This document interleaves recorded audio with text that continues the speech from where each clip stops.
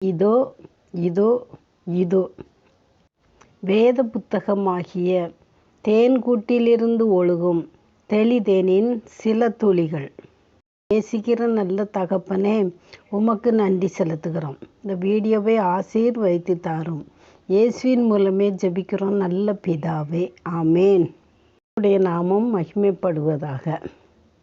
பிரியமானவர்களே, முந்தைய வீடியோவில் ஆண்டவராகிய இயேசு கிறிஸ்து தன் தாயை பார்த்து, ஸ்திரீயே அதோ உன் மகன், சீசனை பார்த்து, சீசனே அதோ உன் தாய் என்று சொன்னார் என்பதை குறித்து பார்த்தோம். இந்த வீடியோவில் இதோ என்கிற அந்த வட்டத்துக்குள்ளாக இருக்கும் நபர்களை பற்றி சற்று பார்க்க போகிறோம். முக்கியமானவர்களே, அதோ என்பது அது ஒரு பெரிய பகுதியை, நிலப்பகுதியை, ஒரு பெரிய வட்டத்தை குறிக்கிறது. இதோ என்பது ஒரு குறுகிய வட்டத்தை, குறுகிய நிலப்பகுதியை குறிக்கிறது. ஆம், இந்த இதோ என்கிற இந்த குறுகிய பகுதியில் வாழ்பவர்கள் யார் என்றால் பெருநிலக்கிழார்கள், ஐஸ்வர்யவான்கள், செல்வந்தர்கள், பணம் படைத்தவர்கள், அந்தஸ்து படைத்தவர்கள், உலக சம்பத்து நிறைந்தவர்கள், கோடீஸ்வரர்கள், லட்சாதிபதிகள், பணபலம் படைத்தவர்கள், ஆஸ்தி, ஐஸ்வர்யம், சம்பத்து நிறைந்தவர்கள். இவர்களுக்கு எதுவுமே குறைவு என்றே சொல்ல முடியாது. எல்லாம் நிறைவான வாழ்க்கை வாழ்பவர்கள். சொத்து சுகங்களுக்கும் குறைவே கிடையாது. அதுபோல இனஜன பந்துகளுக்கும் குறைவே கிடையாது. இரத்த சம்பந்தப்பட்ட உறவுகளுக்கும் குறைவே கிடையாது. யோபு வாழ்ந்ததைப் போல செல்வ சீமானாய் வாழ்கிறவர்கள். வாயென்றால் ஒருவன் வருவான், நில்லென்றால் நிற்பான். அவ்வளவு பெருமை, அவ்வளவு அந்தஸ்து நிறைந்தவர்கள்தான் இதோ என்கிற அந்த வட்டத்துக்குள்ளாக வாழும் மக்கள். பிரியமானவர்களே, இவைகளெல்லாம் ஒரு குறுகின காலங்கள்தான். இவை நீண்ட காலமாக இவர்களிடத்தில் நிலைப்பதே கிடையாது. பிரியமானவர்களே, மனிதன் எதை சம்பாதித்தாலும் அவை மனிதனிடத்தில் நிலைத்து நிற்பதே கிடையாது. எல்லாம் குறுகின நாட்கள்தான், குறுகின இடைவெளியில்தான் அது அவர்களிடத்தில் இருக்கும். அதற்கு பிறகு அது கடந்து செல்லக்கூடியவை. எப்படி ஒரு நாணயமானது ஒரு மனிதனிடத்தில் நிலைப்பது இல்லையோ, அது எப்படி சுழண்டு உலகம் முழுவதும் போகிறதோ, அதே போல மனிதர்களுடைய ஆஸ்திகள், ஐஸ்வர்யங்கள், சொத்து சுகங்கள், சௌகரியங்கள் எல்லாமே குறுகின காலம்தான். அவையெல்லாம் மாறக்கூடிய தன்மை உள்ளதுதான்.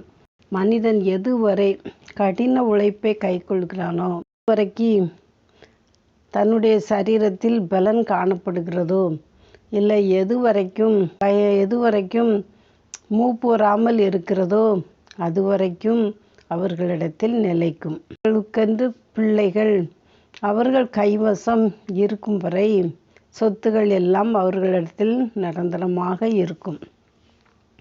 ஆனால் பிள்ளைகள் வளர்ந்த பிறகு, வந்ததற்கு அப்புறம் சொத்துகள் சுகங்கள் எல்லாம் அவர்களிடத்தில் மாற்றப்படும்.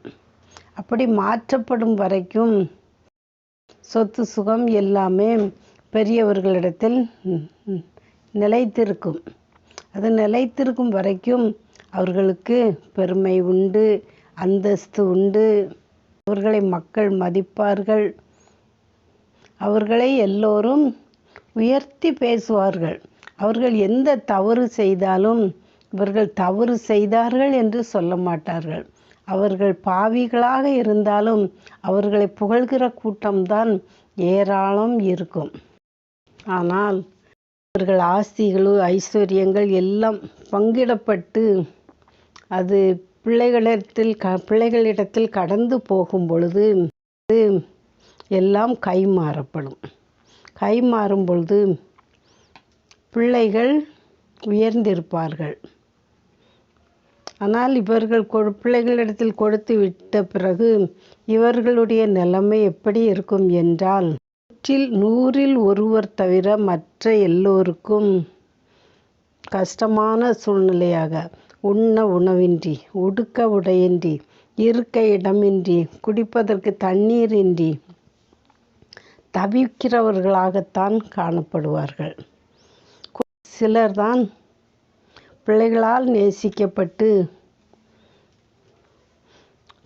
பெற்றோர்களை கனப்படுத்துகிறவர்களாய், பெற்றோர்களை தன்னோடு வைத்து பராமரிக்கிறவர்களாய், இல்லை அவர்களுக்கு கொடுக்கிறவர்களாய் இருப்பார்கள். அப்பேற்பட்ட பெற்றோர்களின் நிலைமை நன்றாக போய்கொண்டு இருக்கும். பிள்ளைகளால் கைவிடப்பட்ட சூழ்நிலை வந்திருக்கிற பெற்றோர்களின் நிலைமை வெகு வெகு பரிதாபம். பிரியமானவர்களே, அவர்கள் இதோ என்கிற அந்த வட்டத்தை விட்டு அதோ என்கிற அந்த மக்களுக்குள்ளாக சென்று தஞ்சம் புகுவார்கள்.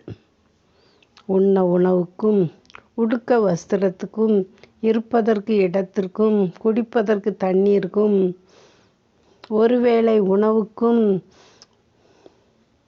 அன்புக்கும், ஆதரவுக்கும் அவர்களோடு போய் தஞ்சம் புகுந்து கொள்வார்கள். இதுதான் இதோ என்கிற அந்த குறுகிய வட்டத்தில் வசிக்கிற மக்களின் நிலைமை. இதனால்தான் ஆண்டவராகிய இயேசு கிறிஸ்து சொல்கிறார், இதோ வாசற்படியிலே நின்று கதவை தட்டுகிறேன். ஒருவன் என் சத்தத்தை கேட்டு கதவை திறந்தால் நான் அவனுள் பிரவேசித்து அவனோடு கூட போஜனம் பண்ணுவேன், அவனும் என்னோடு கூட போஜனம் பண்ணுவான் என்று. இந்த இதோ வட்டத்துக்குள்ளாக வசிக்கிற பெருநிலக்கிழர், செல்வந்தர்கள், ஐஸ்வர்யவான்கள், ஆஸ்தி நிறைந்தவர்கள், கோடீஸ்வரர்கள், லட்சாதிபதிகள், மக்களிடம்தான் அவர்கள் வாசல் அருகே நின்று கதவை தட்டி கொண்டே நிற்கிறார். ஆனால் ஆண்டவருடைய சத்தத்துக்கு எல்லோரும் கதவை திறப்பதே கிடையாது.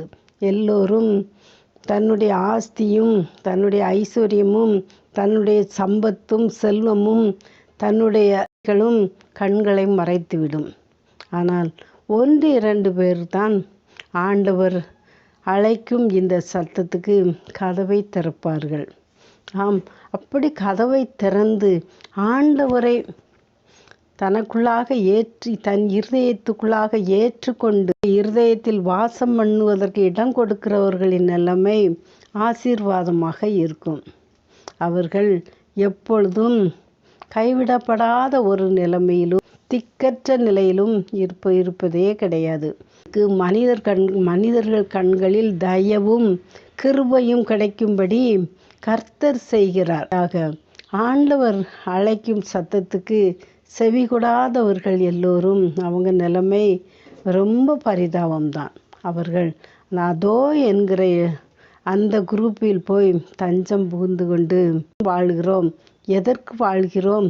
இப்படியெல்லாம் இருந்தோமே அப்படி என்று சஞ்சலப்பட்டு, தவித்து, அழுது, புலம்பி தன்னுடைய நாட்களையே வீணாளாக்கி பாழாக்கி கொண்டிருப்பார்கள். பிரியமானவர்களே, நடந்த ஒரு சம்பவத்தை சொல்கிறேன். திருநெல்வேலி மனிதருக்கு 4 பையன்கள், பெரும் நிலக்கிழார், வீட்டில் ஒரு குறைவுமே கிடையாது. குடோனாக இருக்கும். ஒவ்வொரு குடோனிலும் ஒவ்வொரு பொருட்கள், மல்லி, தேங்காய், நெல், சோளம் மற்றும் நவதானியங்கள் எல்லாம் ஒவ்வொரு குடோன்லையும் சேமித்து வைத்திருப்பார்கள். அவர்கள் கடின உழைப்பால் உழைத்தவர்கள் பெற்றோர்கள். பிள்ளைகளும் அவர்களுக்கு கீழ்ப்படிந்து அவர்கள் கைக்குள்ளாக அடங்கி இருந்து வேலைகளை செய்தார்கள். ஒரு குறிப்பிட்ட காலம் வந்தபோது தகப்பனார் தன்னுடைய மகனை அழைத்து, அப்பா, நான் சொத்துக்களை எல்லாம் உங்கள் கையில் பிரித்து கொடுக்க போகிறேன். அதனால் ஒரு மீடியேட்டர், ஒரு முக்கியமான நபரை கூப்பிடுங்கள் என்று சொன்னார். எதற்கப்பா? நீங்களே பிரித்து கொடுங்கள் என்று சொன்னாங்க. இல்லைப்பா, ஒரு நபர் முக்கியமான ஒருவர் மத்தியஸ்தராக நமக்கு இருக்க வேண்டும் என்று சொன்னவுடன் அந்த ஊரில் முக்கியமான ஒருவரை அழைத்தார்கள். குறிப்பிட்ட நாளும் வந்தது. சொத்துக்கள் எல்லாம் பங்கிடப்பட்டு வீட்டில் இருந்த நவதானியங்கள் எல்லாம் பங்கிடப்பட்டு ஒவ்வொருவருக்கும் பிரித்து கொடுக்கப்பட்டது. கடைசியில் இந்த பெரியவர் வருடங்களாக சேமித்து வைத்திருந்தார். ஒரு அண்டாவில் காயின்ஸ், கால நாணயங்கள் சேமித்து வைத்திருந்தவர் எல்லாவற்றையும் பங்கு வைத்து கொண்டிருக்கும்போது தூக்க முடியாமல் இதையும் கொண்டு வந்து பங்கு வைக்க சொன்னார். உடனே அந்த மீடியேட்டர் மத்தியஸ்தராக இருந்தவருக்கு சற்று கஷ்டம். ஐயோ, இப்படி இருக்கிறானே, நாளைக்கு இவனுக்கும் இவன் மனைவிக்கும் வேண்டும் என்று கூட இதையும் கொண்டு வந்து விட்டானே என்று மனதில் அங்கலாய்ப்போடு அதையும் பங்கு வைத்தார்கள். பார்த்தவுடன் பிள்ளைகளுக்கு ரொம்ப ரொம்ப சந்தோஷம். எல்லோரும் எல்லாவற்றையும் வாங்கி கொண்டு தனி குடித்தனம் போனார்கள். இப்பொழுது பெரியவர்கள் 2 பேருக்கும் மாதம் ஒருவர் வீட்டில் சாப்பிட போக வேண்டும் என்பது கட்டாயம். இப்படியாக ஒரு முதல் ரவுண்டில் அவர் 4 மகன் வீட்டிற்கும் போகும்போது நல்ல ராஜ மரியாதை நடந்தது. நாட்கள் செல்ல செல்ல எல்லாம் குறைவுபட்டது. மதிப்பு இல்லை, மரியாதை இல்லை, எதுவுமே இல்லை. நல்ல வயிறார சாப்பாடு கிடையாது, நல்ல வஸ்திரம் கிடையாது, தலையில் தேய்க்க எண்ணெய் கிடையாது, எதுவுமே இல்லாமல் மனநோவடைந்தார்கள். உடனே அவர்களுக்கு 2 பேரும் கணவன் மனைவியும் பேசி கொண்டார்கள். நாம் இனி இந்த ஊரில் இருக்கக்கூடாது, நாம் எங்காவது போய்விடுவோம். நம்ம இனிமேல் எங்கே போய் உழைக்க முடியும்? சொத்துக்களையும் கொடுத்துட்டோம், நம்ம இனி உழைக்கவே நம்மளால் முடியாது அப்படி என்று சொல்லிவிட்டு 2 பேரும் நடந்தே கோவில்பட்டி வழியாக போய் அந்த அம்மா காதில் போட்டிருந்த நகைகளை எல்லாம் விற்று பஸ் ஏறி ராமேஸ்வரம் போய் அங்கு மொட்டை போட்டுக்கொண்டு காவி வஸ்திரம் கட்டிக்கொண்டு கையில் திருவோடு வாங்கி கொண்டு பிச்சை எடுத்து எல்லோரையும் போல் வரிசையில் உட்கார்ந்து பிச்சை எடுத்து சாப்பிட்டு கொண்டிருந்தார்கள். இப்படியாக காலம் ஓடியது. ஒரு நாள் இவர்களுக்கு மத்தியஸ்தராக இருந்து பங்கிட்டவர் ராமேஸ்வரம் போயிருக்கும் பொழுது இவர்களை இனம் கண்டு கொண்டார். உடனே அவரிடம் போய் கேட்டார், "பா, நீ இப்படி பண்ணிட்டியப்பா." ஆனோடனே, "இல்லைப்பா, நீ என்னை பார்த்ததாக யாரிடமும் போய் சொல்லாதே" அப்படி என்று அவர் வேண்டினார். இவர் வந்து அவர் பிள்ளைகளிடத்தில் வந்து சொன்னார்கள்.